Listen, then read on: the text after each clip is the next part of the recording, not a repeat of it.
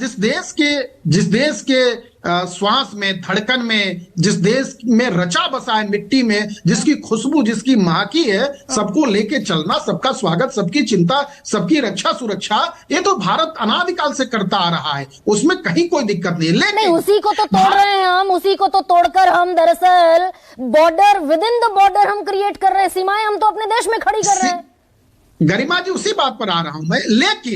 लेकिन आखिर वो कौन सी ताकतें हैं, वो कौन सी फोर्सेस हैं जो भारत की इस सनातन व्यवस्था को, भारत की धार्मिक स्थलों को, भारत के खिलाफ षड्यंत्र करना, भारत की इन सारी व्यवस्थाओं को, मान्यताओं को, मूल्यों को तोड़ने के लिए लगातार प्रयास करना, वहां के तमाम प्रकार के षड्यंत्रों में बारूदी सुरंग बिछाना और जो भारतीय मूल्यों के खिलाफ है उस तरह की चीजों को परोसना, थूकना इत्यादि, अब हम उस शब्दों का प्रयोग नहीं करना चाहेंगे। तो यदि जो किसी की तो कानून तो नहीं, आप आ गए हैं सौरभ मालवीय उसी बात पर जिस पर मैं आपको लाना भी चाहती थी। भाई अगर थूक रहे हैं, अगर थूक जिहाद कर रहे हैं, लैंड जिहाद कर रहे हैं, लव जिहाद कर रहे हैं, तो बाकायदा उत्तराखंड में इसी नाम पर यूनिफॉर्म सिविल कोड लाया गया, सारे जिहाद रुक जाएंगे।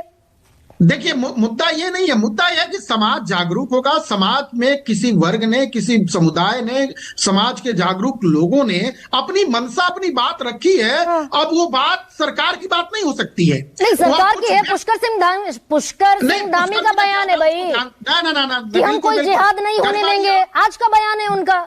गरिमा जी, आप बहुत वरिष्ठ हैं और बहुत संजीदगी से बात रखती हैं, लेकिन पुष्कर सिंह जी ने क्या कहा, उसे संदर्भ को रखने का जरा सा देखिए, विचार करिए। वो क्या कह रहे हैं कि इस तरह की बात समाज से आई है तो हम उस पर विचार करेंगे।